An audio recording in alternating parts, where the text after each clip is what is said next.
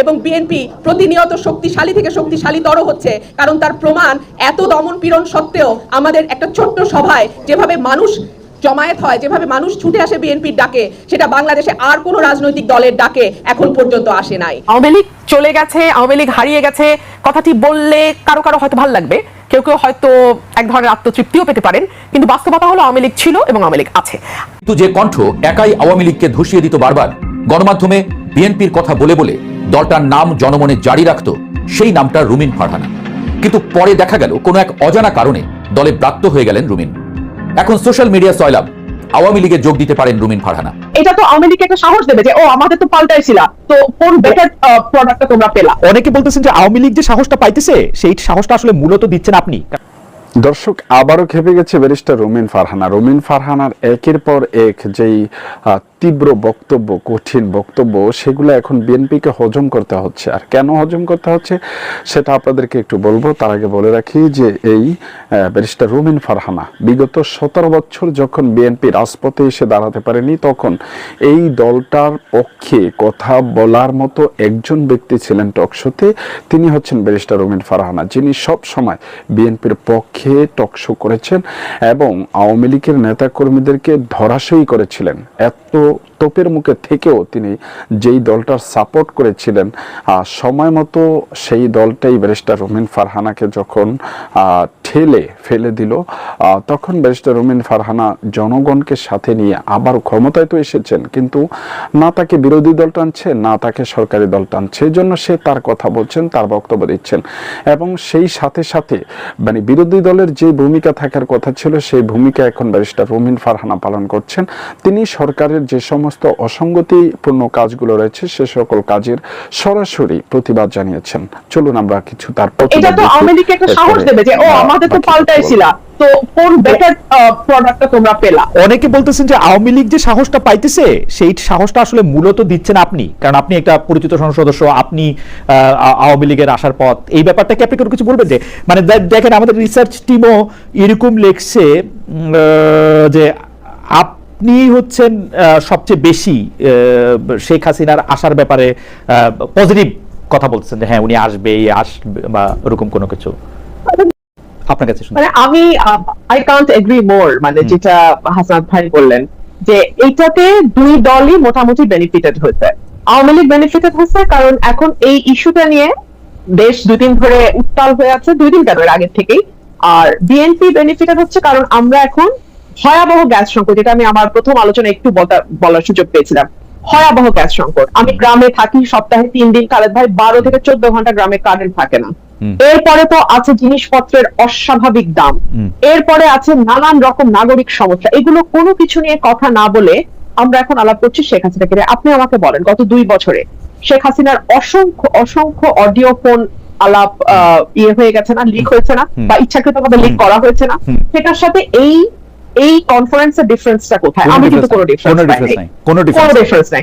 উনি আসবেন, মানে আমি কোনো ডিফারেন্স দেখি নাই, আসলে একই কথা, কোনো ডিফারেন্স নেই। রাইট, কোনো ডিফারেন্স। আচ্ছা, ক্ষমার কথাটা আমি একটু হাসান ভাইয়ের সাথে যোগ করি। 96 সালে আমারও মনে আছে শেখ হাসিনা বলেছিলেন যদি অতীতে কোনো ভুল হয়ে থাকে আমরা ক্ষমা চাচ্ছি, একবার সুযোগ চাই। এক্স্যাক্টলি, আমি যদি correct me if I am রং, এইভাবেই শেখ হাসিনা ভোট চেয়েছিলেন যে যদি আমাদের ভুল হয়ে থাকে তাহলে আমরা ক্ষমা চাচ্ছি, আমাদের একটা সুযোগ দেন। আচ্ছা, এইবার কেন এটা বলছে না?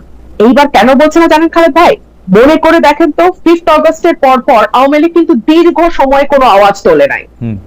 এরপরে আস্তে আস্তে আওয়ামী লীগ সমর্থক যেই সাংবাদিকরা আছেন বা যারা হয়তো মিডিয়াতে কাজ করেন, তারা একটু করে ঘুরিয়ে বিভিন্ন কথা বলা শুরু করলেন এবং তারা এই কথাটা খুব আস্তে আস্তে আওয়াজটা বাড়া শুরু হলো তখন যখন দেখা গেল যে বাংলাদেশে একটা বিন্দু পরিমাণ সুশাসন গত 2 বছরে কোনো সরকার কায়েম করতে পারে না।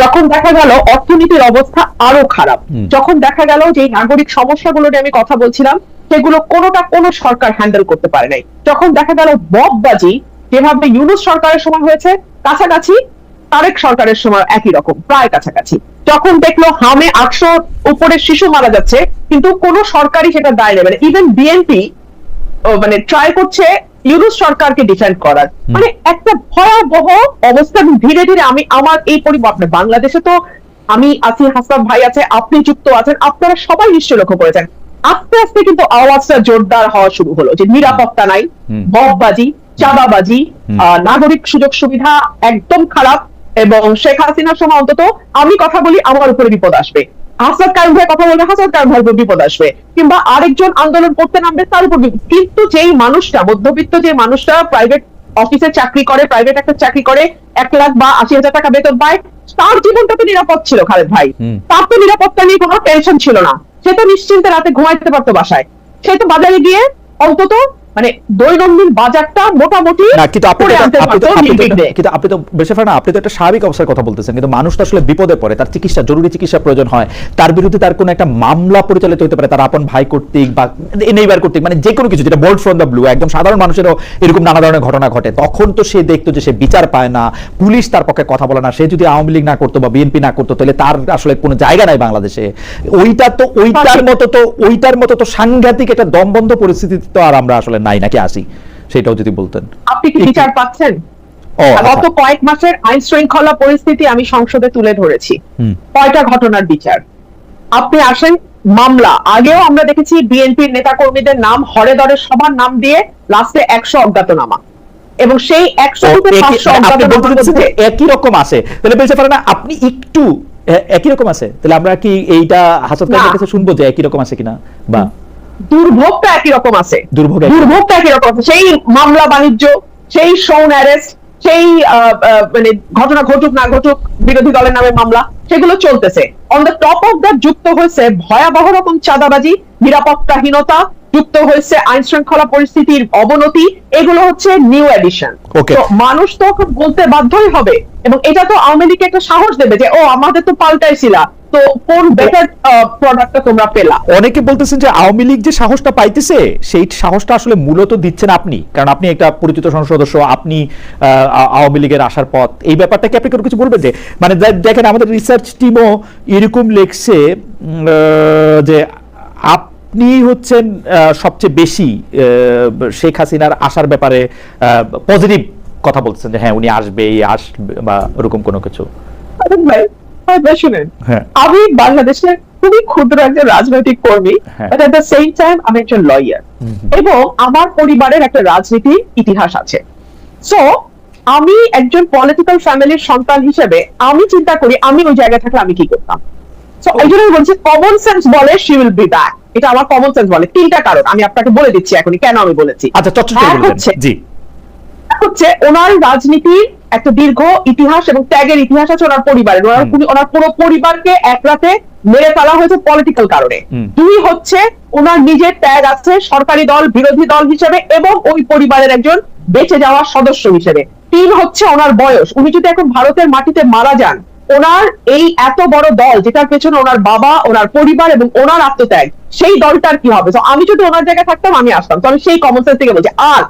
আর আমি আজকে আপনাকে আপনার অনুষ্ঠানের মাধ্যমে এটাও ক্লিয়ার করি, বিএনপির যখন ওই ডোবার নিচে বসে বসে বিএনপির মনোবল চাঙ্গা করার জন্য যেমন আমাকে দরকার ছিল, কারণ বিএনপি তখন আসলে বিপদে ছিল এবং বিএনপির পক্ষে কথা বলা কেউ ছিল না, তো আমি তখনও যৌক্তিক এবং সত্য কথা বলেছি, বিএনপির পক্ষে গেছে। এখন আমি যৌক্তিক এবং সত্য কথা বলি, আওয়ামী লীগ যদি কোনোদিন বাংলাদেশে ফেরে, কোনোদিন যদি বাংলাদেশের রাজনীতিতে যায়, আপনি মোটেও ভাববেন না যে তাদের সাথে আমার খুব ভালো একটা বলিবনা হবে। দর্শক, এতক্ষণ পর্যন্ত আপনারা দেখলেন যে ব্যারিস্টার রুমিন ফারহানার যেই তীব্র প্রতিবাদ, এবং তিনি বিগত 17 বছরে কিভাবে বিএনপিকে আগলে রেখে টকশোগুলোতে একাই লড়াই করে গিয়েছিলেন সে সকল ভিডিও। তা আপনাদের মতামত কি আসলে, যে বিএনপি ব্যারিস্টার রুমিন ফারহানার সাথে বিএনপি কি ইনসাফ করেছে নাকি বেইনসাফ? অবশ্যই জানাবেন কমেন্টস বক্সে।